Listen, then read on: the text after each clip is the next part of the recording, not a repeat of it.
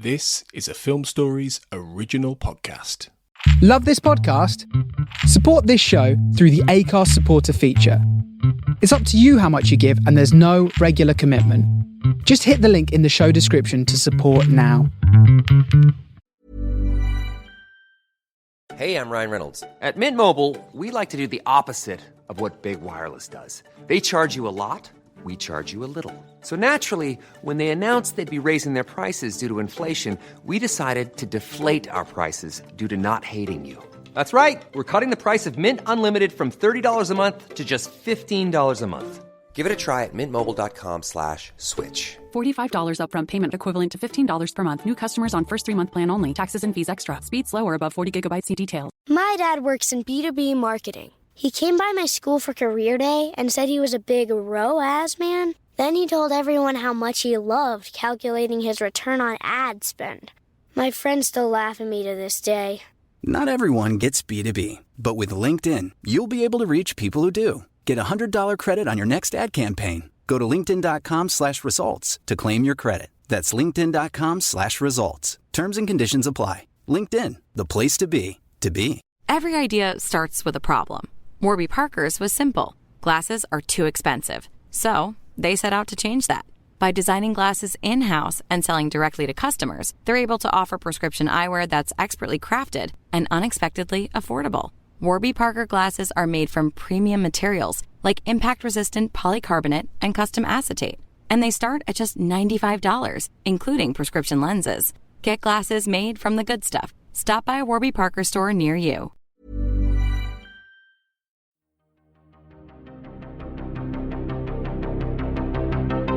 This is Writers on Film, the only podcast dedicated to books on cinema.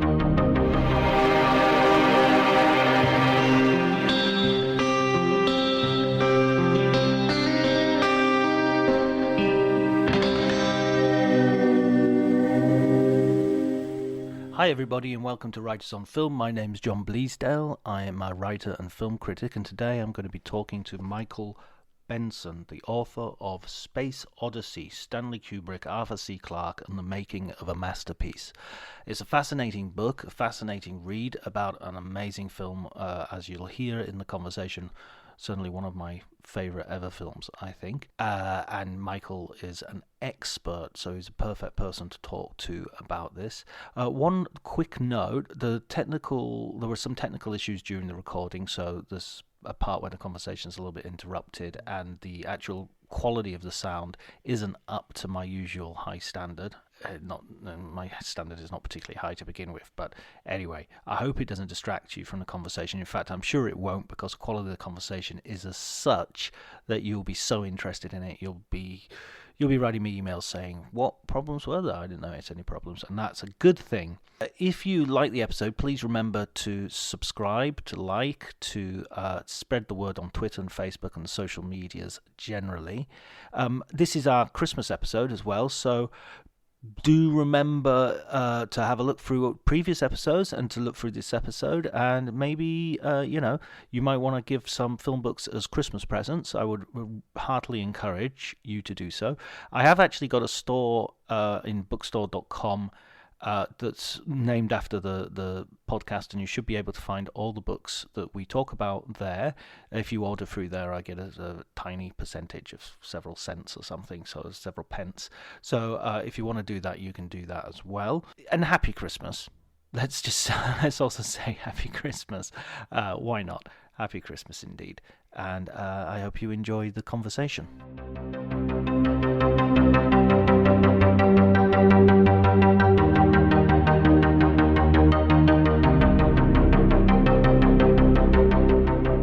It's interesting you mention that because we staged an entire EU Christmas concert here at the Cathedral in Ottawa. My wife is a senior EU official, and it was a fantastic event. Several TV cameras, choirs singing every Christmas carols in every European language. Perfectly timed, beautiful location. 1 hour for carols from every country. VIPs in the audience, blah, blah, blah, blah, blah. It was all supposed to be then broadcast on Christmas Eve on TV here. on Rogers Cable. And then 2 days later, we heard that something happened and the camera, we had the sound, but not the picture. I have no idea. They had students shooting it. The whole thing had to be restaged. In a smaller church. The whole thing was just ridiculous. Anyway, those things do happen, but not today.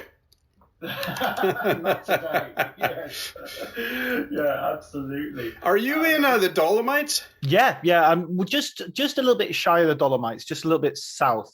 The town is called Clarke, is the closest town. If you ever drink Prosecco wine. Yeah, well, I don't, but I lived in Ljubljana for a long time, so I was very close. And a friend of mine has a small hotel up in the Dolomites. It's near Madonna di Campiglio ski area. Yeah, I mean, in fact, I just jumped in the car to go and get some stuff, and there's a particular corner that if you turn around the corner of the mountain, and it's like entering Narnia. It just suddenly everything is white and it's just completely snowed over. We've got a little bit of snow here, but there it's just like the trees are frozen and will be for the next 3 months. You know? Right. Well, I'm in Canada. What can I tell you? Yeah, of course. Yeah, you've got. Are you full of snow at the moment? Yeah, but it's sunny. Are you through and through Canadian? Are you? No. I'm an American. My wife is the EU ambassador to Canada. We're here on a diplomatic mission. I'm from New York. Oh, right. Are you from London? No, I'm from Liverpool. Well, actually, I'm from Cumbria originally, but Liverpool is sort of the place most people have heard of, and I was at university there for about 10 years. So, yeah, I couldn't get out. It was amazing. I was having too much fun, so I just stayed. I was going to say, you got your undergraduate degree after 10 years. That's good. Well done. No.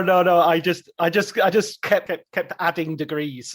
Oh, okay. Good for you. So you're a PhD or what? Yeah, PhD. Got a master's in romantic poetry as well to my name, but it was just purely because I like the pubs there and the music scene and all that sort of stuff. What's your doctorate in? My doctorate is in English literature, and I studied Percy Shelley, the Romantic poet. This is amazing. I mean, a friend of mine sent me a link today to a video taken by the Parker Solar Probe, the NASA mission, which went into the cornea of the sun and documented its journey. The first time we've sent anything into the sun, outer envelope of the sun. And I started thinking about Robert Heinlein's The Golden Apples of the Sun. And the Golden Apples of the Sun is a line from Shelley. And so I dug out the story and I sent it off to him today. And I was reading, I was reading some Shelley today and everything. So speaking of romantic poetry, I'm an English major too, by the way. Right. Well, there you go. No doctorate though. Well, don't worry. I won't lord it over you with my. Just try, pal. Just try. If anybody says in a plane, is there a doctor on the plane? Is there a doctor? I don't swan up with my grasp of literary theory. Yeah, right. Not particularly good grasp of literary theory, it has to be said. Well, it was all those pubs that you keep on talking about. Oh my God, yeah. The pub was there were two pubs. One was called the Oxford and the other was called the Cambridge. So, I always like to think I did spend a lot of time in Oxford and Cambridge, just not the not the actual right ones. Nice. Listen, congratulations on the book, Space Odyssey. I've got my copy here, my well-read copy. Excellent. Well, thank you very much. I mean, 2001: A Space Odyssey for me personally is probably definitely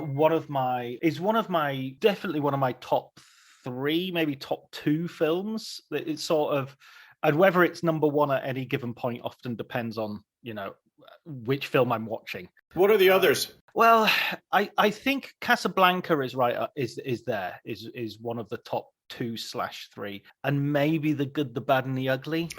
Great. Love both of them. Yeah. I mean, I think of them in the way. I'm not sure. I think people formulate this question a little bit differently, but if I had 3 hours left to live, and someone said you've got one last film to watch, what do you want to watch? I think it would be one of those 3. That's interesting. So if you had 3 hours left to live, you would actually spend some of it. You would spend a chunk of it watching a film. That speaks highly of you, sir. Yeah, I mean, what else is there to do? Well, what else is there to do that slots into that time anyway? Yeah, well, I don't know, man. That's an interesting way of looking at things, and certainly I don't actually need to see 2001 again. I can play it in my head. I've seen it so many times. And, having written the book about it, I know what was going on behind the camera. You can see what's going on in front of the camera. So I like to think I have a kind of 360-degree view, at least to the extent that was possible with archival research I could do and the people I could speak to who are still alive, What was your first experience of the film, though? When did you first come across it? I get into that a bit in the foreword, the first chapter, actually, of the book. I was 6 years old, and my mom was a science fiction fan and took me to see it. And at age 6, my God, you're rather open to everything. And it completely blew me away. And I will always remember following her down the sidewalk in the bright sun afterwards, because it was a matinee screening, asking her, what did it mean? But what did it mean? And as I say in my opening chapter, to her credit, she answered, I don't know. I don't know. Rather than saying something reassuring or I don't know. So then I saw it many times after that, but it really did kind of impact, in a sense, impacted my life's trajectory because, I do work well outside of cultural histories or what have you, or, I've been producing, for example, planetary landscapes using raw data from NASA missions and staging large, touring exhibitions of that kind of content. I probably wouldn't have been doing that if I hadn't been made aware at age 6 that the content coming from our deep space missions may just as well be understood as being a chapter in the history of art as of science. 2001 made that kind of stuff implicitly clear, that kind of idea. Wow. Yeah. I mean, that I think I was similarly young, maybe not quite that young, but I remember watching it on BBC Two, and I think it showed over Christmas. It was one of the big films that were going to show during the Christmas week or 2 weeks of great TV. That traditionally, that's one of those British traditions. We have great TV at Christmas, apparently. Unfortunately, though, the best way to see it first time is, of course, on a huge screen. But not to cast any aspersions on your experience. Tell me about your feeling when you first saw it, and how old were you? Well, it wasn't. It will have been about 8 or 9. It were probably not as young as 6. And I remember, I think there were 2 viewings. I remember watching it first with my mum and dad, my family, and us all sitting down to watch this big science fiction film, and of course expecting Star Wars, and then as happens in many a Christmas sort of family viewing, people drifting off as it went on and on and on, and it seemed endless. And I have this memory of myself, although this might be self-aggrandizing, of sort of sitting there and insisting, come on, this is really good, and then I watched it about 2 years later when I was a little bit older and a bit more, and being really blown away by it, but already primed to watch it, because I thought, this is this difficult film that nobody else seems to get, and so I'm going to get it. And we were at my uncle's house, my auntie and my uncle's, and it was like a family thing. And I'd already said to everyone, look, this film is on at this, this is before video recorders and stuff. This film is on at this time. I have to have the television. So everybody was, well, we're fine. We're all having a meal anyway, so it doesn't matter. So I went off into this little room and watched it on my own.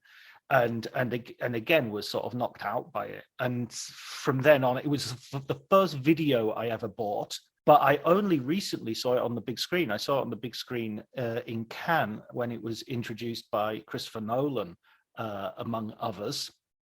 I think Stanley Kubrick was there as well. So yeah, I mean, so it's been the film after sort of I forced my family out of the room so I could watch this sort of masterpiece.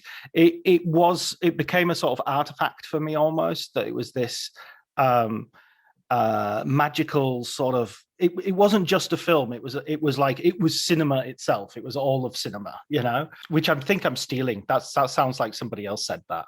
It's like music, right? You're influenced by everything. Let me say this, you said earlier that this hard to understand, difficult, complicated film was ... That difficult to understand, complicated film was the highest grossing film of 1968. It's the only time Stanley Kubrick ever achieved that. It also altered the course of Hollywood. It marked the switch from the Western. to big budget science fiction as the Hollywood, main vehicle of big budget production. So despite the risks it took, the nonverbal nature of it, the lack of explanation to the audience of what was going on, the necessity that audiences pay attention with their eyes, as Kubrick put it in 1968 in an interview, despite all that, it became a huge success, which was not reflected in the Oscars early the next year, but certainly was reflected in the history of film. So your gut instinct there about how its cinema itself, I think, was borne out. And that's not necessarily always the case. The commercial success obviously signifies artistic and critical success, but in this case, it did. And yeah, it seems such a kind of unlikely film because the Kubrick has had a successful career up until that point. He's made significant films. He's definitely, but I mean, it's not like he's made Avatar or some huge commercial success which has allowed him this the sort of, well, not exactly the blank check that he gets, but he certainly seems to get a lot of artistic freedom considering how big the project sort of becomes. Well, there are two reasons for that. Spartacus, which got multiple Oscars, and Strangelove, huge critical success and also financial, commercial. So I actually have a different opinion than what you just expressed. He really had proved himself with the big budget mega production with Spartacus. And then he proved himself critically multiple times, also Paths of Glory. So that's why O'Brien, his first name is going to occur, Robert O'Brien, of course. Robert O'Brien, president and CEO of MGM. That's why he felt like he could take a bet on Stanley Kubrick. He was a young guy, but he had shown, significant achievements already. An amazing moxie and sort of self-confidence as well. Well, I mean, that moxie and self-confidence revealed itself all throughout, but certainly at the end, when there was a lot of pressure, I think, that Kubrick was putting on himself, and certainly the studio was putting on him, to make the film more understandable to your average Joe, which resulted in Stanley asking Arthur Clarke, who he collaborated with throughout, to write voiceover narration blocks of text for voiceover narration for the film to explain what was going on to the audience. And Clarke was doing that up until December 1967. And then finally, Stanley had the courage of his convictions, or whatever cliche you want to use. I mean, he realized, no, this is a nonverbal experience, and it should be that, and yanked it. They never recorded them, by the way. And Arthur was very upset, and so Stanley Kubrick was brave enough to have spent all that money, MGM money, taken 4 years to make the thing, to launch it with no explanation whatsoever beyond the dawn of man title card and, Jupiter 6 months later and so on, with no title card in that radical jump between prehistory and the near future, the year 2001 with the bone and the match cut, which people mistakenly describe as a jump cut. It's a match cut between the bone and the spacecraft. Match cut, of course, meaning that there's something in the frame at a certain angle, and you find something in the next shot that matches that angle. I think one of the things that I really enjoyed about your book, and I mean, I sort of have read a lot about 2001 in the past, and I've watched a lot of documentaries and listened to the various sort of commentaries that you get on the DVDs and whatnot. And I've read the Arthur C. Clarke novel and several of the sequels, but it felt like the book would very much sort of set quite a few things to rights. So, for instance, the thing that you said earlier about how much of a commercial success it is, for some reason in my head, I sort of had this myth that it wasn't that big a hit and it didn't do that well. And your book very much puts paid to that idea. Well, I can explain, though, why you had that feeling, right? It was a disastrous launch. The film, as previewed, or actually as released, to the critics and to initial audiences was longer than the final cut. Stanley Kubrick didn't see the full film with all the effect sequences cut into it until a week or so before the first preview screenings in, the premiere in Washington, D.C., and then what I call the Kubrick premiere in New York City, because Stanley wasn't at the Washington premiere. He saw it first with an audience in New York. He had no time to evaluate the film as from alpha to omega with all the shots in. His evaluation of it with an audience took place surrounded by the VIP audience and the critics and everything else. So it was no mercy. There were sequences that he had that he cut. I don't remember how many minutes was cut, something like 12, 13. But it was significant material that gave the audience a sense of redundancy and kind of aimlessness. So, for example, I can tell you what shots were cut. Just one of them, for example, was, you might remember the epic shot of the astronaut jogging in the centrifuge right after we see the exterior shot, meaning the shot of the spacecraft on its way to Jupiter 6 months later. And then you see this extraordinary shot of an astronaut running in circles in this centrifuge, and the camera follows him up and over and under and around. And it's just, absolute tour de force, achieved with no digital effects, of course, because they didn't exist at the time. And that's fantastic stuff. But then Stanley made the mistake of including almost the same shot with the other astronaut, Keir Dullea. So the first one was Gary Lockwood. And then, that's where the audience basically started muttering to itself, and they were even booing and hissing. I've heard this from a person who was there, and I wrote about it in the book, of course. So, there was material in there that just kind of removed that suspension of disbelief that you need to proceed in a film. And so he cut that, and then it became the most successful. So, but all the critics were merciless. Not all of them. There was a good review in the New Yorker. There was a very, very good review in the Boston Globe. But the other critics were pretty merciless, even savage, even putting down Stanley Kubrick, personally. And so that's probably why you had that perception. Did the critics went after him because they sort of also saw that there was this sort of grand sort of pretension in the movie as well, maybe? I don't see pretension in that film, although, it's interesting. I just wrote an essay for a Library of America volume about Mad Magazine that's coming out next year. And it was about my experience as a kid reading Mad Magazine in the early 70s in Ankara, Turkey. We lived there because my father was a diplomat. And I remember the Mad parody of 2001, which is, really, it's one of the good ones, with the man-apes bounding around the monolith. And, at first they don't know if they're in the set of Planet of the Apes or 2001 and so forth. So obviously there's stuff there that's ripe for parody. But I don't find it to be a pretentious film in any way.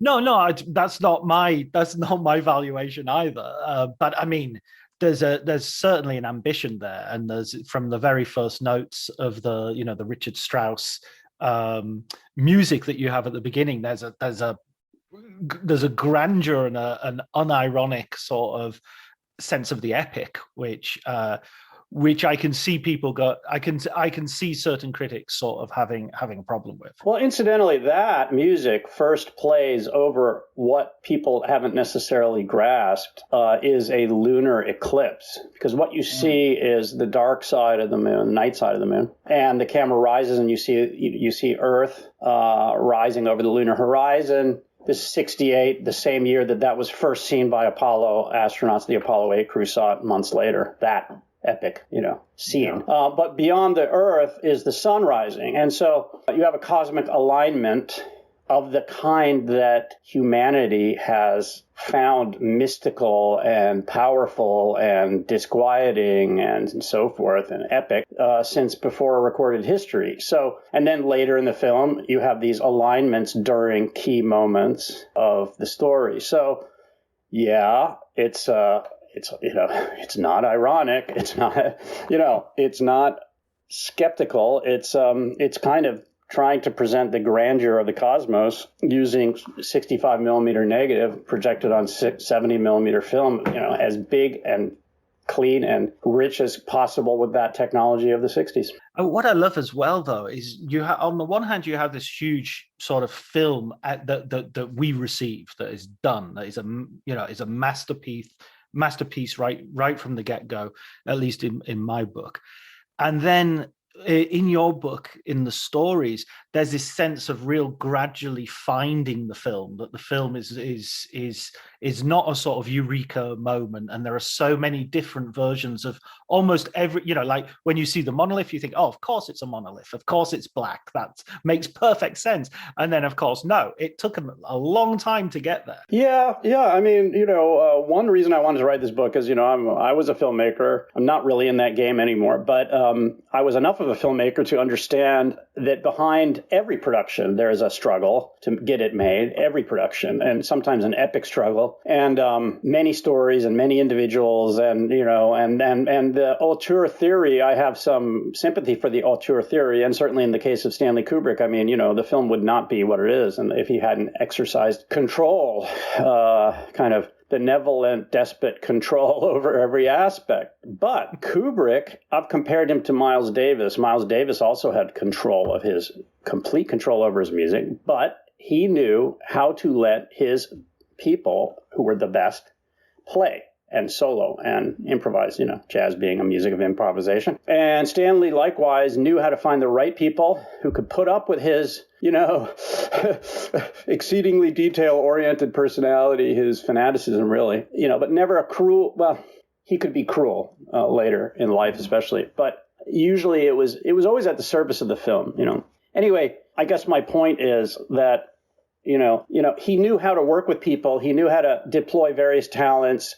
He knew how to listen. He took the best material, the best ideas of Arthur Clarke, for example, who the book presents very much as a co-author, and rightfully so, of 2001, because 2001 was solidly grounded on Arthur Clarke's decades of work devising his own way of speaking about the cosmos in his novels. And not just his novels, but also his nonfiction. He was one of the leading advocates for space exploration well before Sputnik in nonfiction essays and so on. He wrote an essay, actually a scientific paper in 1945, proposing geostationary orbit as a perfect place to put satellites for communications. He was quite a formidable character.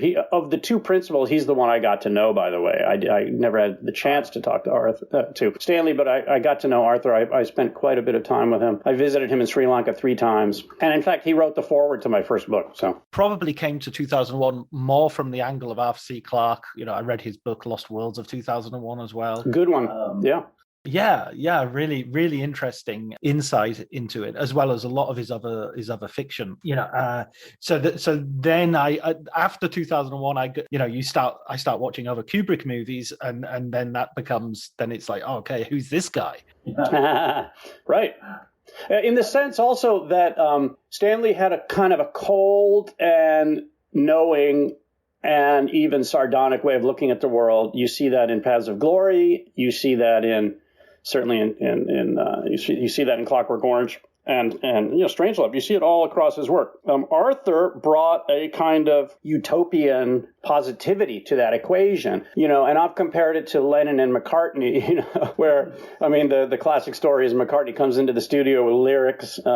It's getting better all the time. Everything's getting better. It's just better. It's getting better. And then Lennon added, it couldn't get much worse. Right. And so that's your classic late 60s collaboration, and so was Stanley and Arthur. And speaking of Lennon and McCartney, I imagine I don't want to get too far off topic here, but I've been watching the new Peter Jackson extraordinary 3-part series, also filmed in 1968, I might add, revealing the dynamics of that collaboration extraordinarily well. Talking as well about the people involved in the making of the film, of him delegating certain jobs. I thought one of the stories that you brought out really interestingly was that of the actor who plays the main ape in the very first section. Dan Richter. Yeah. Yeah, exactly. Yes. Dan. Yeah. Actually, it's interesting that you mentioned Dan Richter right after I mentioned Lennon and McCartney, because Dan went on to be John Lennon and Yoko Ono's kind of body surfing servant. I don't think he would object to that characterization. He's become a friend right after, and he had a front row seat on the breakup of the Beatles. But Dan Richter is an extraordinary guy, extraordinary character. He came along exactly when Stanley needed him desperately, because it was just not working to stuff people into ape suits and then try to direct them in such a way that they would be understandable, believable, I should say, as proto-humans in Africa.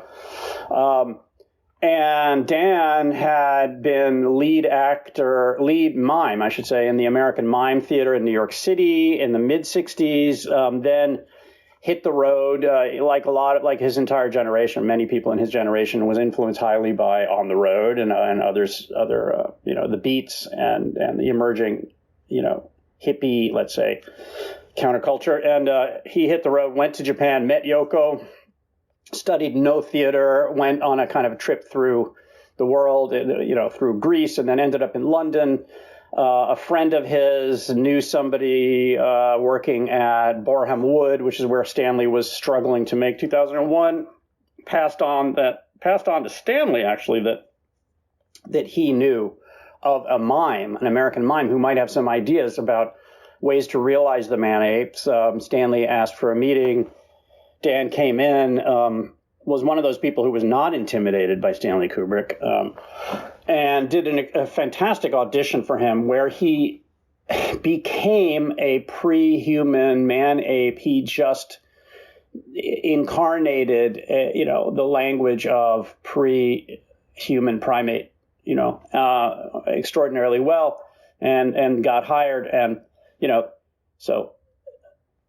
I talked about the rest of the story in my book. Dan was also, by the way, a heroin addict, and legally so in the British system. He got his legal dosage of amphetamines and pharmaceutical grade heroin every week or 10 days or something from the UK system. And he performed the extraordinary feat of playing Moonwatcher, which is a name you only read in Arthur's novel, because they don't have names in the film. But he was the lead man ape, the one who threw that bone, which produced the match cut, the leader of his band of man apes, the one who has the insight after experiencing the monolith, has this insight during one of those eclipses or celestial linings up that I described earlier, has this insight that maybe this bone could be used for something other than lying around on the ground, and used as a weapon and so forth, the first weapon. And in a way of getting meat as well for their survival. Yeah, because they were starving and so forth. Yes. Right. And earlier I mentioned about sort of the lack of irony at the very beginning, but of course there is a great sense of humour that runs through the film. Leonard Rossiter is an amazing comedy actor, and I think he's used very well in the space station. And then you also have the zero gravity toilet, which is one of my favourite shots. Well, that's the only really overt humour. By the way, before we get off of Dan Richter, though, I want to say that the other key figure behind the believability of those man-apes was a man named Stuart Freeborn, who has, his credit was makeup, but it should have been prosthetics, makeup, and wizardry, on the level of some of the great wizards of mythology, because he produced during a lot of pressure from Stanley Kubrick, lots and lots of pressure to improve his game and improve it further. I describe all that in the book, obviously. He got to these skin-tight hair suits, and extraordinary kind of mechanics of the mask in which the person inside could use his tongue. It was all men, young men, to manipulate rubber bands and springs and so forth, and magnets and so forth, to make the face of these man apes look truly alive. And this was all done way before CGI, way before anything like that. And so Stuart Freeborn also really deserved an Oscar, but they didn't even have Oscars for makeup at that time. Sorry, I'm wrong about that. I think that Planet of the Apes got it for costume, something like that. I'd have to dig around and see if that's really true what I just said. So. Yeah, I think I remember that the Planet of the Apes won only because I remember Arthur C. Clarke commenting they thought we used real apes. Yeah. I think that actually it's an interesting comment and it's accurate as far as it goes, but I think that probably the category didn't exist yet. There was visual effects, and Stanley got that, and that's another story. Stanley had a team of people, and including Doug Trumbull, who it really should have been the team that got the Oscar, but Stanley got it himself, and Doug Trumbull was very upset about that. Doug Trumbull, who did visual effects, one of the team that did visual effects, and came up with so-called Stargate sequence, this vaulting forward in space and time effect produced in that sequence after the Discovery spacecraft reaches Jupiter. There's this epic trip through space and time that the sole surviving astronaut goes through, the Odysseus astronaut, let's say, Bowman. Let's put a pin in that and come to it later. So it's because it's a lovely it's a mini film in itself, that whole sequence. Definitely. Just to stick for a second, sort of almost chronologically with the film. The other thing that I remember learning from your book was the fact that they sort of send a team to Africa to film for the front projection. That's such an amazing story. Yeah. So actually, it wasn't even filming. It was all stills. And the stills were meant for this front projection technique. That's true. Basically, what happened was Stanley had been considering for a while the possibility of bringing a crew there and trying to film there, but it was just way too hot, to film there. And so he sent Andrew Birkin, Jane Birkin's brother, who was a young assistant of his, and a crew, including a photographer, well-known French photographer and so on, to document desert landscapes. And then I tell the story. I tell the story about those distinctive trees, which were protected under South African law. I mean, South Africa then controlled Namibia. There was the Namib Desert, the Kokerbon trees. And Stanley said, I want those trees, in that landscape. And Andrew said, well, they don't grow there. They grow elsewhere and they're protected. And Stanley said, well, I have faith in you. So Andrew organized a little raiding party. They had to cut through a wire fence. They broke the law to uproot these protected trees, take them across the desert in 2 big trucks at night. There was a incident where the trees in one of the 2 trucks caught fire. Just extraordinary stuff happened. Then finally they ended up with a few of the trees, and you can see them. You can indeed see a couple tiny little trees they're small in the frame, in the front projection backdrops. I won't explain front projection backdrops here. It'll take too many words, but in any case, you can see them. But when you see them larger, they were recreations of the trees made in England at MGM Studios. So that whole story, when Andrew told me that story, I have to say, that's when I knew, it's one of the times when I knew that it was really a good decision to write this book and take the time to do it, because I knew that there would be a lot of interesting stories about how they made that film. I wanted to look under the hood, and indeed I did, that plus, for example, Bill Weston and the stunts and his story of doing stunts for the film. Both of those stories I'm very proud of having excavated and written about, because I do believe, I have to say, that this film will be studied for hundreds of years, maybe even longer, and that material excavated now, for example, we don't know what Shakespeare was thinking when he wrote his plays. We just have the plays themselves. I'm hoping that some of these stories will go down through time, and they will be known as backdrop to what produced this masterpiece. Because I do think that they will.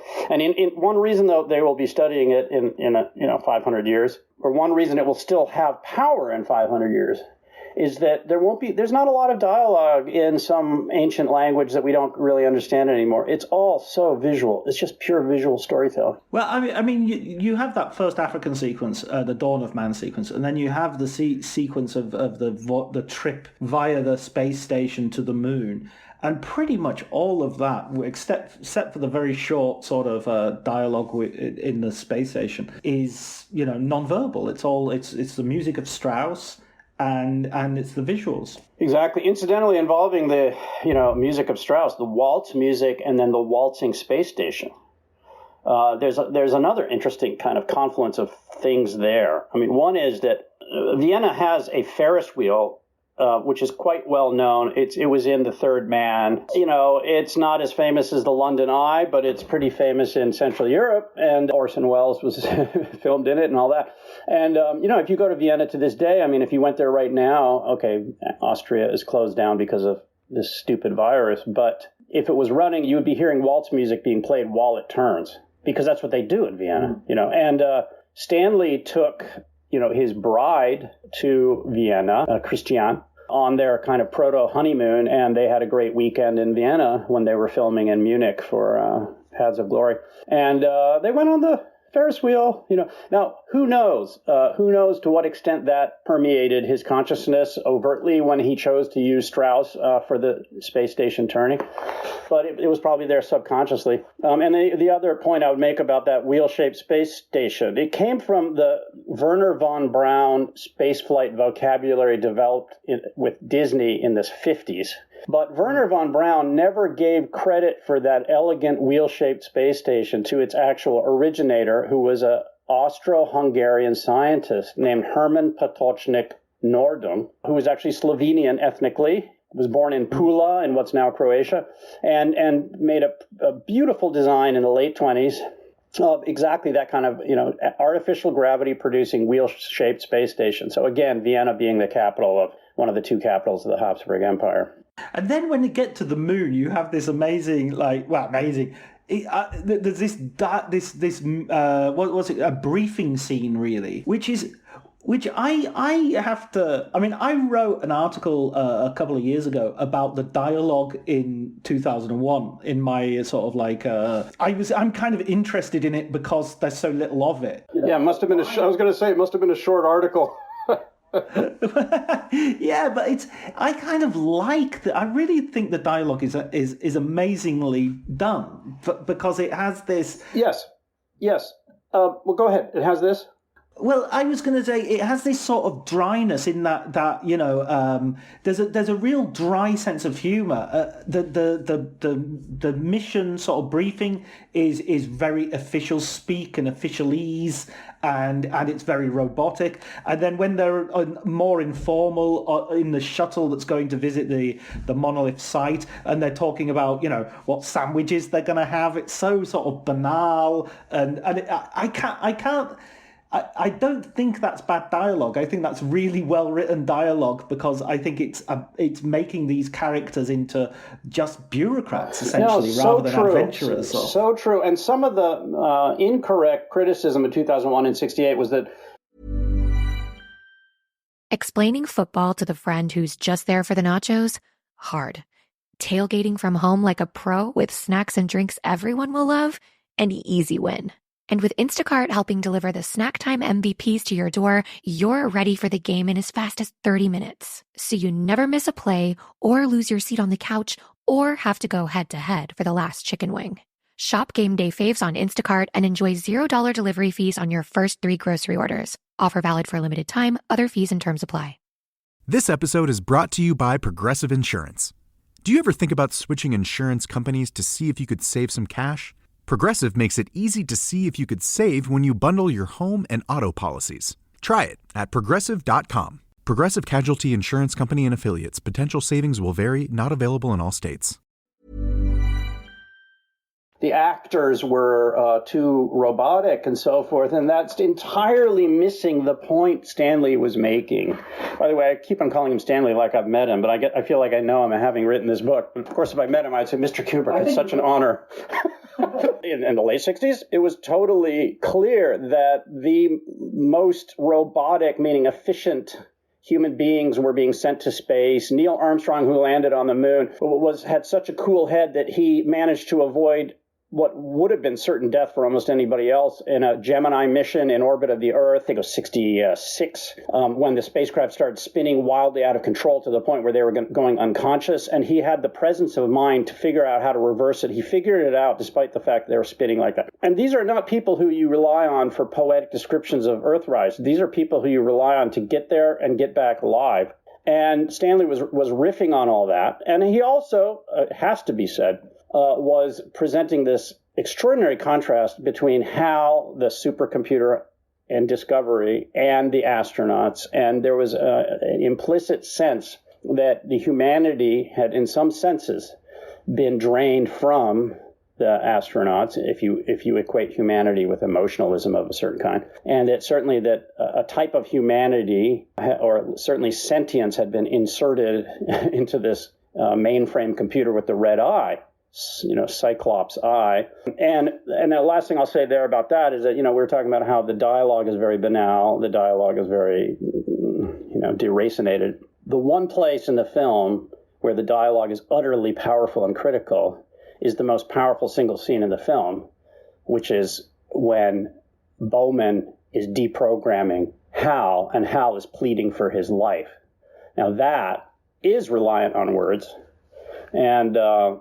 And even though there aren't that many words, it's just one of those extraordinary sequences. When I was 6 years old, I was completely riveted and horrified. It was just horror, right? At that age, I was intelligent enough to understand what was going on at age 6. This was a creature, a being begging for its life, having committed various crimes. That was clear. And a merciless human being doing what it had to do, what he had to do. Yeah, the line, my mind is going, I can feel it, Frank. I can feel it. It's that I can feel it it's almost, I think it's the only entity in the entire film who kind of admits to feelings. Yeah, it's so true. So true, so true. My mind is going, and it's also a classic 60s, 1968 line, to go back to the Beatles, John Lennon was asked about 2001, and he said, 2001? I see it every week. So there was that drug culture thing, which I don't think was conscious. I don't think it was conscious on the part of either Stanley or Arthur Clarke to put that in there. It was just it was an artifact of the times, as was the Star Child at the end. Right. It was a sense of like the stars aligning in terms of the science fiction culture and the drug culture sort of merging or overlapping at a certain point. Yeah, and the post-war rise of computing power after the Enigma machine and, British intelligence deploying, the best minds of its generation to work on decoding German coded signals and so on, which produced computing, proto-computing power that ended up, even by the late 60s, there was enough computing power so that we could send somebody to the moon, even though it seems ridiculously small now. We needed it to go to the moon.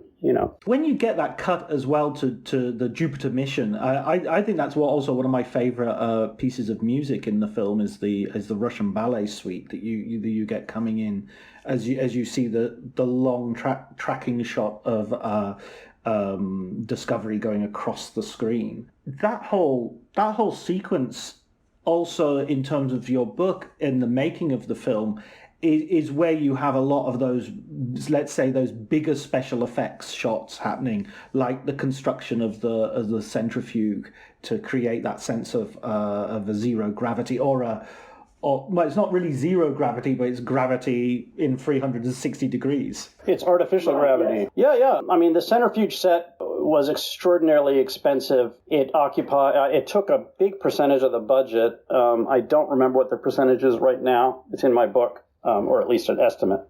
It was built by Vickers Armstrong, which is the aerospace company that had produced the Spitfire, iconic World War II Spitfire fighter aircraft. And, it was the size of, it was 3 stories high, something like that, in a big soundstage in Borehamwood. Wood. It rotated on a, central pivot point or whatever you call it, a hub. That's the word.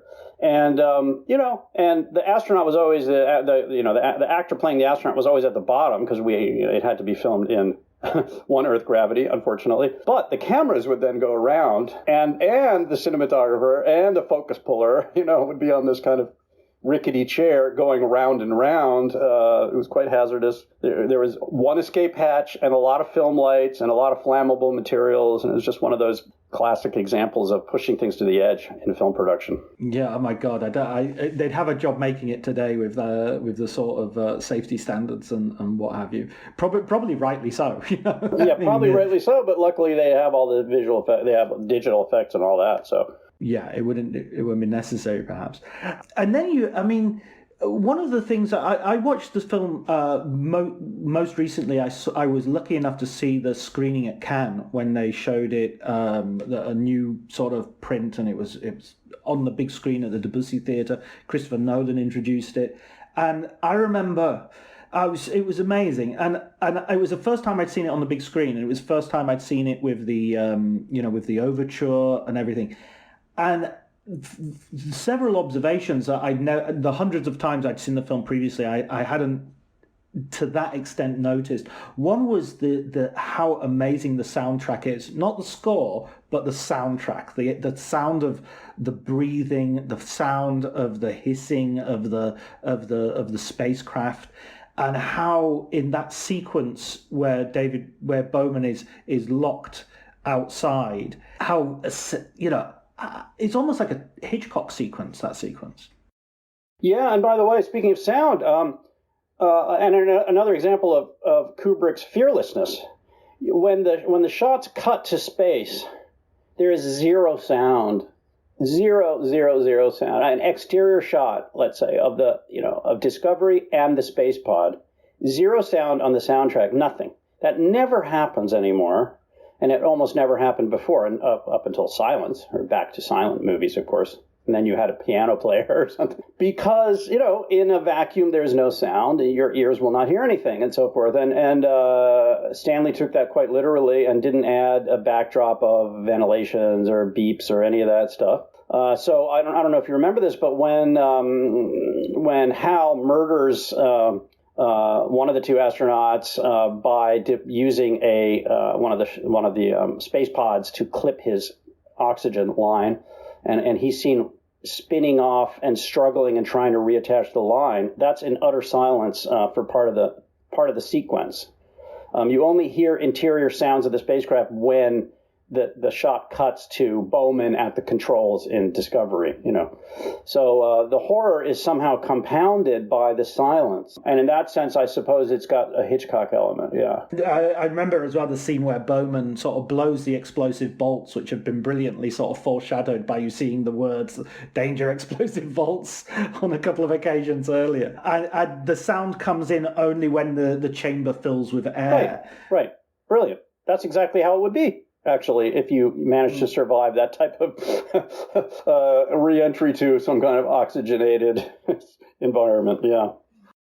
Going to the something we mentioned earlier that I'd like to just get your thoughts on. That Stargate sequence it's one of the parts of the film I've seen the most often, because when I had it on my video cassette, that was the bit that I would play again and again and again, just separate from the film almost, and marvel at how it was done, and never really understand how it was done. Well, it was done in multiple different kinds of ways and using different techniques. And I have to say, I love Doug Trumbull, and I know him, and I've known him for quite a few years now.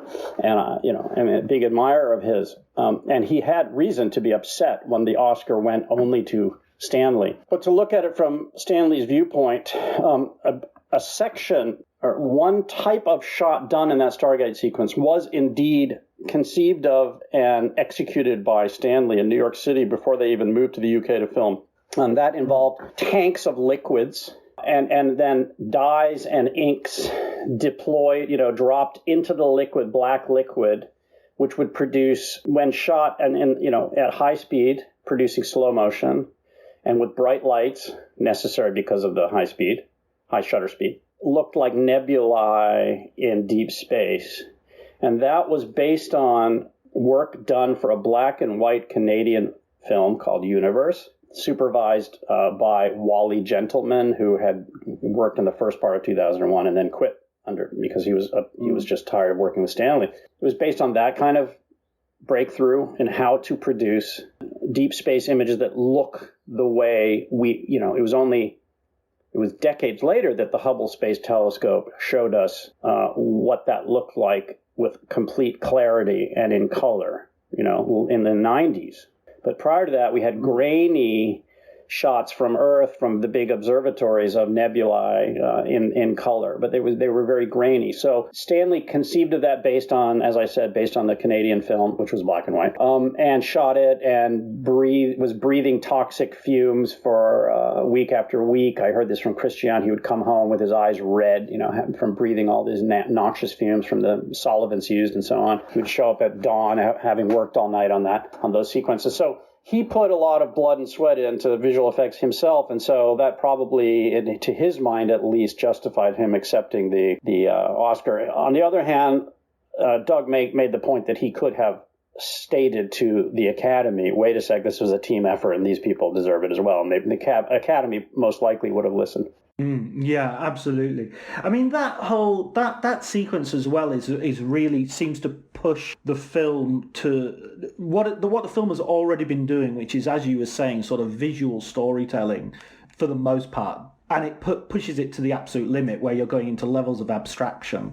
You recognize that we're on some sort of journey, we're going towards something, but story kind of breaks down into a form of visual poetry. Absolutely. And, Doug gives Stanley credit where credit is due, in the sense that Doug said to me that, one thing you don't get in that sequence is, okay, at the very end, you get some reaction shots of the astronaut absolutely having a kind of a nervous breakdown. Freeze frame shots of his eyeball and so on. Very stylized at the end. But in general, throughout the sequence, you don't have cutaways to the space pod in that environment. The audience goes on that trip. It's the audience's point of view. It's Bowman's point of view implicitly. In any case, the sense of subjectivity of the spacecraft, or if I can put it that way, or the character is tossed in favor of the experience of the audience. The audience is given the experience. So that was also a brilliant breakthrough, I would say, in the language of commercial cinema. I mean, experiments were being done in the 60s. All kinds of interesting stuff was being done in the 60s in low budget films. There was some criticism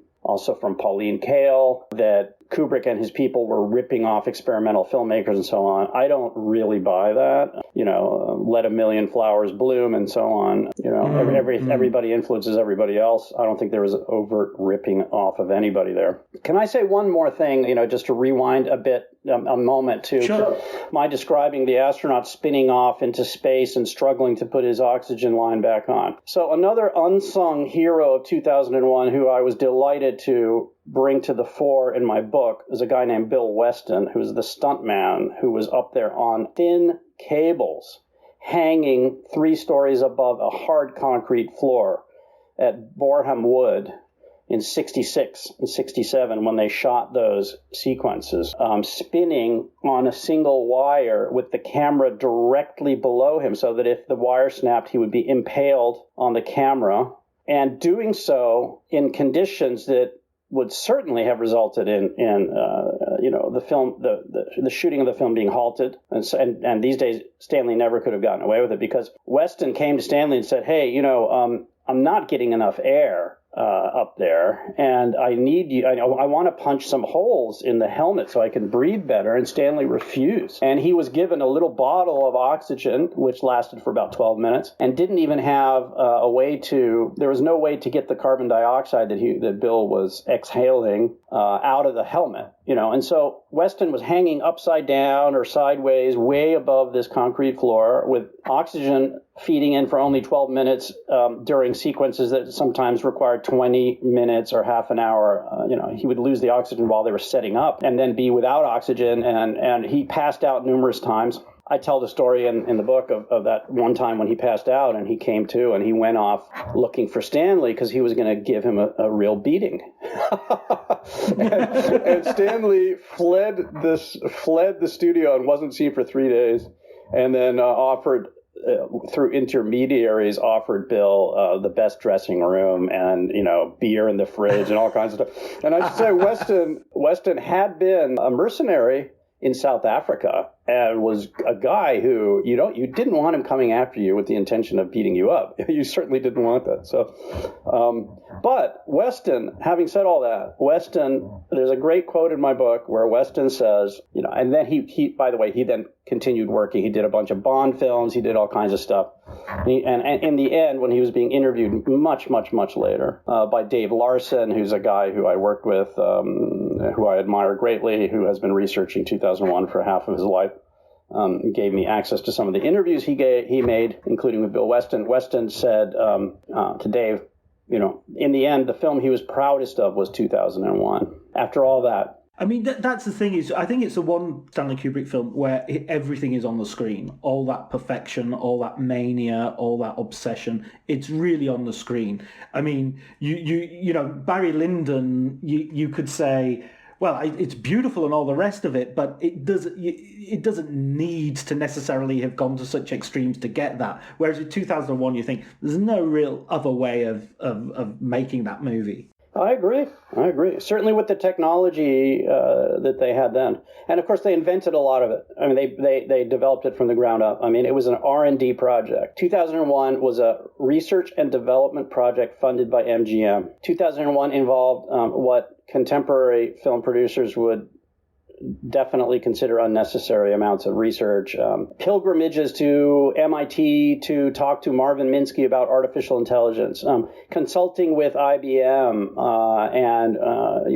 and Bell Labs about flat screen technologies and what would a spacecraft look like in the year 2001. What do you think? Give us your best guess, best idea. And then the best people in the field did that in exchange for some product placement, They were really, hard science fiction is a genre characterized by its adherence to what we really know. And Arthur Clarke and Isaac Asimov and Robert Heinlein, but especially Asimov and Clarke, were the epitome of hard science fiction. It had to be something true to what physics could allow, according to our, the understanding of the time. And so that technique was used and deployed. That was the kind of thing Stanley understood intuitively because he was that kind of geek himself. So he and Arthur did extensive research, deployed various, other people to do it for them as well, and so on. So you see that in every frame, I mean, those flat screens, for example, if you compare 2001's flat screens to Alien, which was shot a decade later, which had CRT monitors and Nostromo, you see the difference of approach between those two films right there, because 2001 looks more futuristic to this day than Nostromo. I love Alien, don't get me wrong, but it was advice from IBM, that you would have flat screens everywhere and that there should be no sign of machinery behind the screens. There would just be flat screens all over the cockpit and so on. And that advice produced that futuristic look. It looks very contemporary now, let's say. Yeah, I mean, you even have like an iPad, which is yes, stunning. Yes, and by the way, another little thing that I uncovered, which had me shaking my head, is that one of the things that was supposed to be on that iPad-like device, which had IBM on it, incidentally, and which was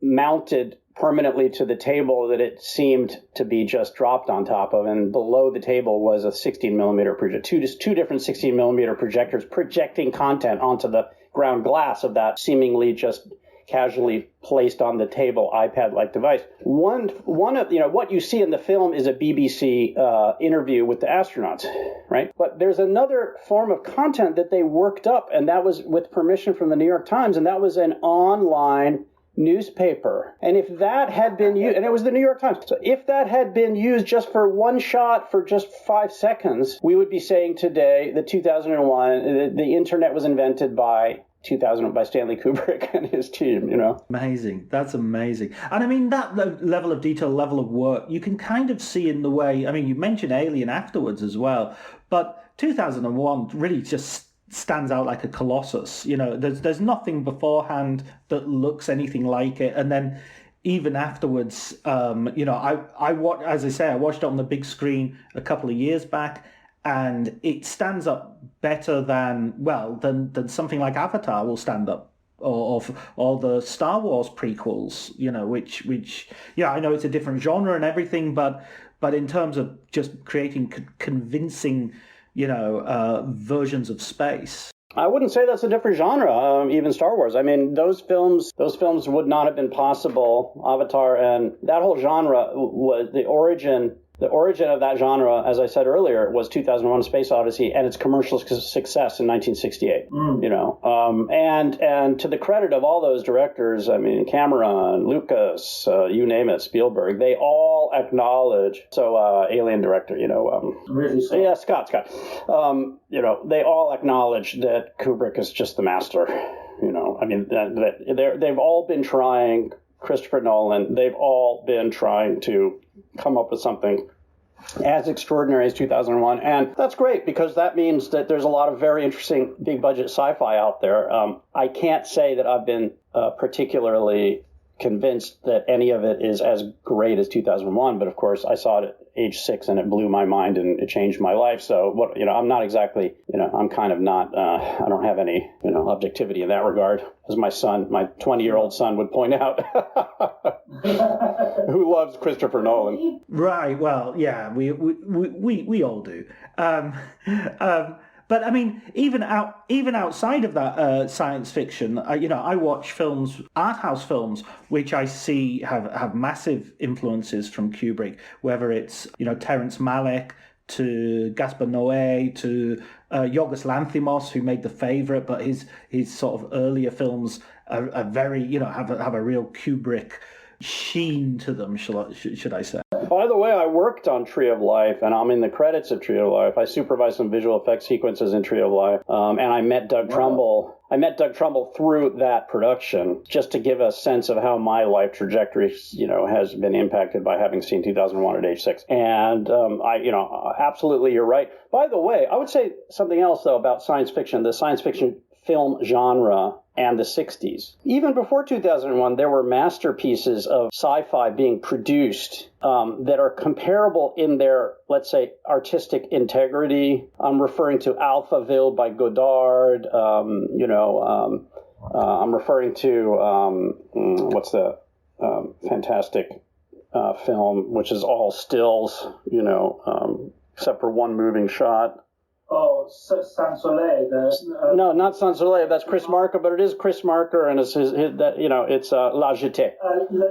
Yeah, so both La Jetée and Alphaville are very low budget French sci-fi movies. Both of them predate Kubrick, and they took a different route to sci-fi glory, let's say. They're both dystopian meditations on this dystopian future in which a supercomputer, in the case of Alphaville, is controlling human destiny, But they didn't even try to have visual effects comparable to, of course, they couldn't be comparable to 2001. It hadn't been made yet. It's just a different approach.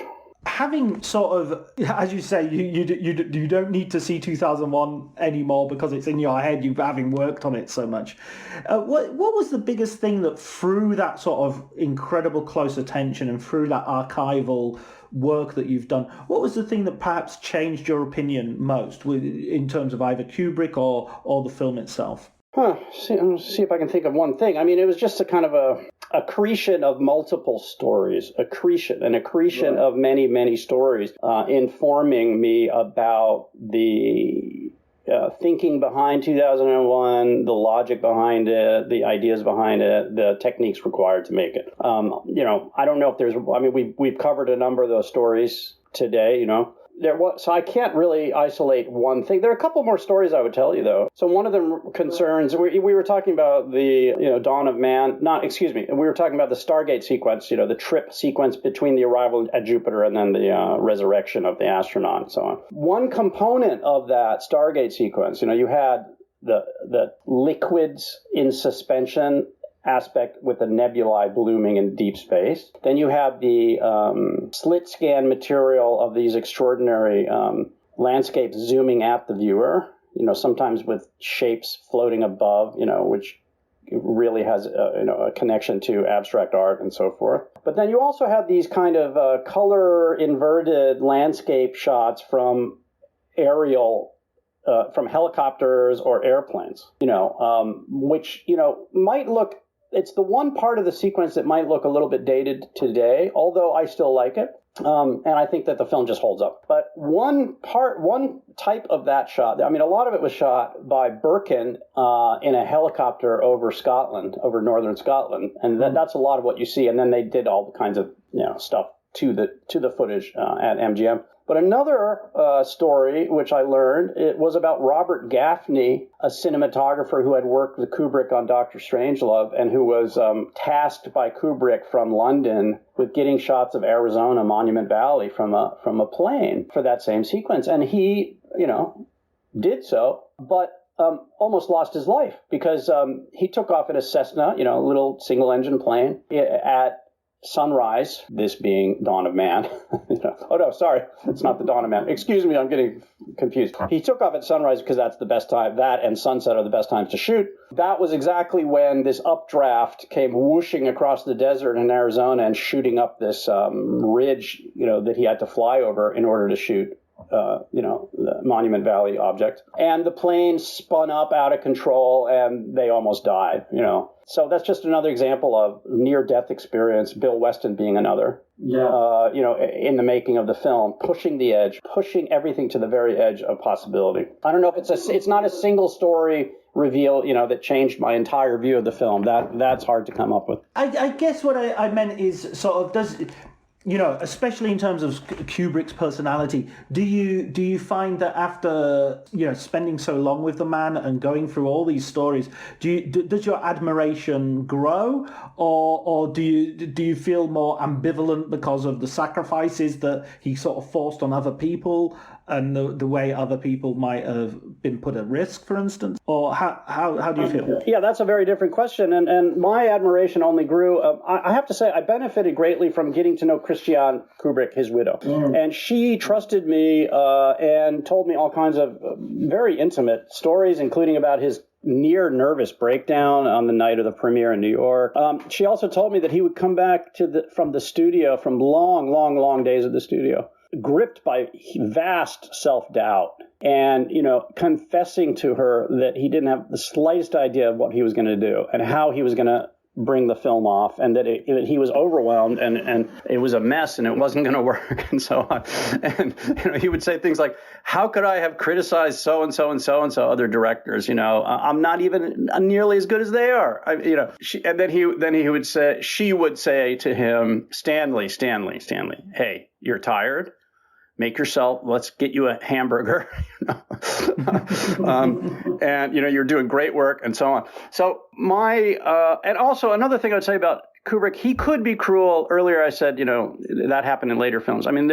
He could be cruel to some, if actors didn't remember their lines, woe betide those actors. They would be the subject of Stanley's wrath and sometimes hazing. But in general, he was the first guy there and the last to leave. He was not somebody who issued instructions from afar, and those who survived and didn't quit because it was too much work or it was too difficult respected him to a person. Doug Trumbull had his differences with Stanley, but Doug had tears in his eyes when he described going to the funeral service for Stanley. And he said, "I loved him and my life was changed by him," and so forth. There was love for the guy and admiration. Yeah. It's fascinating to hear those stories of self-doubt as well, because we get so used to the monolith and the monolith, no pun intended, of of that sort of auteur genius that it's sort of refreshing and yet also unsurprising to actually hear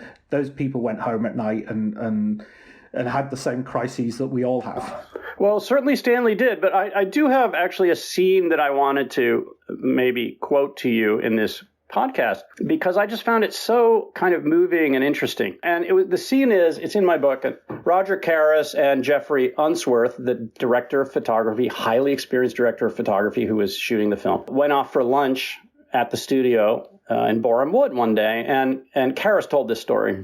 And they were walking, it's a very big studio set up with many buildings, and it was, 10-minute walk, 15-minute walk to the cafeteria. And they're walking there, and Unsworth was uncharacteristically silent. And finally, Roger Karras, who was the vice president of Stanley's two production outfits, one in the U.S. and one in the U.K., said, "Jeffrey, why are you so deeply contemplative?" Unsworth said to Roger Karras, "Do you know, Roger, if anyone had told me 6 months ago that I had anything of any substance to learn about my profession at this stage of the game, I would have told them they were mad. I've been a top British cinematographer, a top man for 25 years, though I have learned..." Okay, so this I quoted this wrong. "A top man for 25 years. In fact, though, I have learned more about my profession from that boy in there in the last 6 months than I have in the previous 25 years. He is an absolute genius. He knows more about the mechanics of optics and the chemistry of photography than anyone who's ever lived. Are you aware of this?" Wow.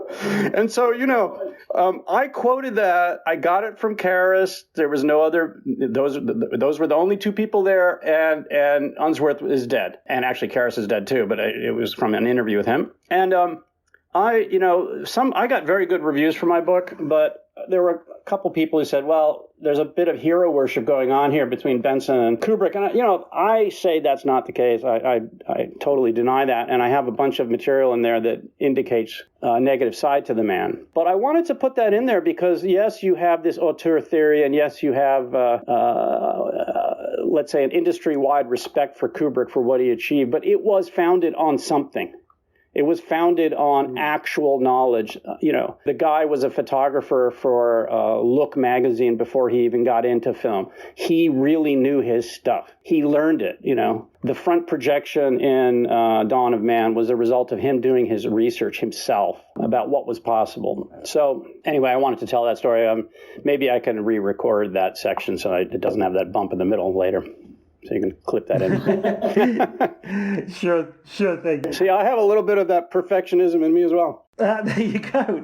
We'll do about 50 takes, I think, before we're really happy with it. We don't have to do it. We don't have to re-record. Yes, I want to ask a book recommendation for you, because this podcast is all about recommending and promoting film books and film writers such as yourself. So what book would you recommend to our listeners? I would recommend a book that totally blew my mind this year. It is not about filmmaking. It's by a Chilean writer named Benjamin Labatut, Labatut. And in English translation, the title is When We Cease to Understand the World.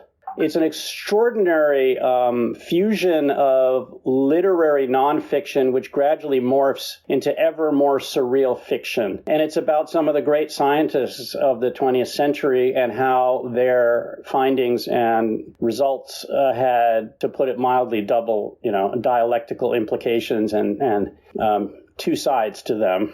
And it's, it is like reading a film, by the way. So that in that sense, it's filmic. It's an extraordinarily successful piece of writing. It's not even that long. It just kind of blows you away. I read it in one sitting. I've read it as well. I read it earlier this year. It's an extraordinary book. And it also it does that thing of making really complicated scientific ideas sort of emotionally present. You feel that this is a version of reality that has something to say about our inner lives as well as how we understand the universe. Absolutely. So in that sense, it also resonates with 2001, I would say. But I'm impressed that you read it. Well done, sir. No, yeah, I'm. Well, as you can tell from this podcast, I love my books. I love my movies, and I love my books. Well, thanks so much for reaching out. It was for me a great pleasure to be able to talk about this film, and it's been a while since I did any kind of interview or discussion about 2001. And it's nice to think about triumphant successes in art and literature at a time when we're looking at another long winter coming up. And, triumphant successes in art and literature are what gets us through dark times, I would say. I totally agree. That and any victory by Liverpool Football Club are the shining lights. Although other listeners may want to drop in a name of another football club or another sport entirely in that moment. And I think we should congratulate ourselves as well on having an entire conversation about 2001: A Space Odyssey and Stanley Kubrick without once mentioning the moon landing conspiracy theory. If you want to get into that, we can. I mean, it's so ludicrous. It's just so patently ridiculous that I just, try to bat that one aside. I mean, for example, one of the conspiracy theories seems to be grounded on the fact that Stanley Kubrick shot 2001 the year before the moon landing. But if you look at the aesthetics of the moon in 2001, if you look at the fact that you can see stars in the sky in 2001, that it's jagged topography on the moon in 2001, just the way they shot the moon, it is utterly different from what we saw from the moon. And there are reasons for that. The reasons you don't see stars in the sky in the Apollo footage is that you had bright, glaring sunlight on the surface of the moon during those landings and during the moonwalks and so on. And that was, of course, not accidental. And the only time you're going to see stars from the lunar surface, even though there's no atmosphere, is if you face away from the sun and squint, you might see a few stars. But, it's not just your pupils that would be contracted in that bright sunlight, but also a camera aperture has to be as well. So, and then the whole thing is just ridiculous. I mean, you can point a laser from Earth at those landing sites and you will get a reflection from the little laser reflectors they put on those things. So what are those? I mean, how does that jive with those conspiracies? Not to mention that the Lunar Reconnaissance Orbiter has been orbiting the moon, NASA mission, and has photographed the landing sites. Well, I guess that's also fake. I mean, give me a break. Can I just ask one further question, actually? What did your shots on Tree of Life, what were those? Can you tell us a little bit about those? Well, so Terry reached out to me, having seen a number of my books. I have a couple in particular that were relevant to Tree of Life. One of them was looking at the solar system and looking at the history of photography of the solar system and creating large format planetary landscapes from raw interplanetary mission data, image data. And then another was called Far Out, and it was essentially picking up where the first one left off, meaning not the solar system, but everything else. And it was jammed with extremely high quality images from major terrestrial observatories, the Hubble, other space telescopes, etc. And both of those were, let's say, edited filmically. I mean, I take illustrated books very seriously as a genre. I don't consider them coffee table books and just, diversions for bourgeois people. They are, especially working with Abrams, which has extremely high production quality that printed stochastically, for example. I took them seriously as artworks in themselves. And so that resonated with Terry, and he reached out to me and proposed that we collaborate on Tree of Life. We made a deal, an arrangement. I was actually living in Europe at the time, in Slovenia. And, we did a lot of work together. I ended up supervising. I was advising, but I also supervised several sequences. One of them was, for example, to get granular, 2 moons in orbit of Jupiter. And that was all based on material I had raw material image processed and mosaicked from the Cassini flyby. When Cassini flew by in the year 2001, I might add, on its way to Saturn, I used that data for that sequence. And by the way, we produced that sequence at double negative in London. I was in London. I flew to London to work with double negative on that. Amazing. Wow. Listen, you've been so generous with your time, Michael, and I really appreciate it. I really appreciate this conversation. I absolutely loved the book and would recommend anybody who loves Stanley Kubrick or loves 2001. There's so much in there. It's such a treasure of material and stories, some of which we've touched on, but there are so many more in there. Well worth it. Well, thank you so much, John. It was really a pleasure for me, too. And I hope we can keep up a connection and talk about other films at other times.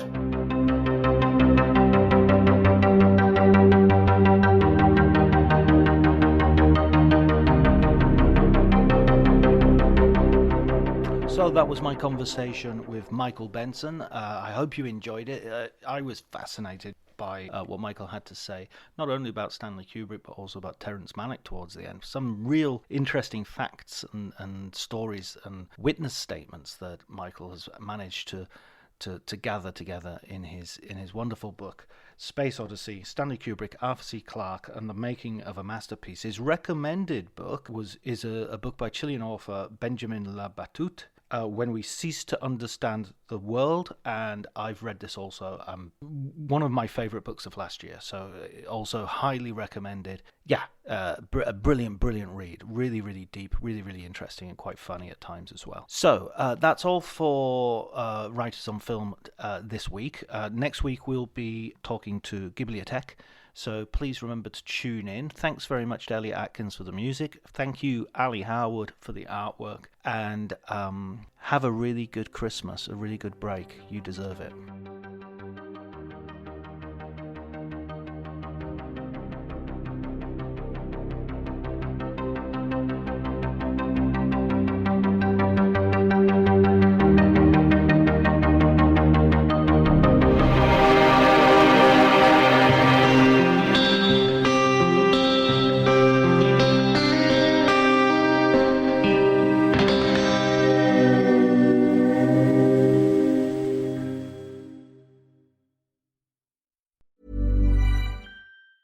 Hey, it's Mark Maron from WTF here to let you know that this podcast is brought to you by Progressive Insurance. And I'm sure the reason you're listening to this podcast right now is because you chose it. Well, choose Progressive's Name Your Price tool, and you could find insurance options that fit your budget, so you can pick the best one for your situation. Who doesn't like choice? Try it at Progressive.com. And now, some legal info. Progressive Casualty Insurance Company and Affiliates. Price and coverage match limited by state law. Not available in all states. My dad works in B2B marketing. He came by my school for career day and said he was a big ROAS man. Then he told everyone how much he loved calculating his return on ad spend. My friends still laugh at me to this day.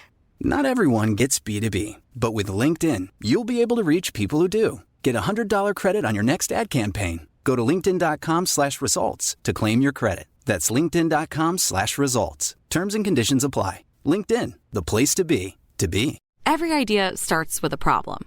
Warby Parker's was simple. Glasses are too expensive. So they set out to change that. By designing glasses in-house and selling directly to customers, they're able to offer prescription eyewear that's expertly crafted and unexpectedly affordable. Warby Parker glasses are made from premium materials like impact-resistant polycarbonate and custom acetate. And they start at just $95, including prescription lenses. Get glasses made from the good stuff. Stop by a Warby Parker store near you.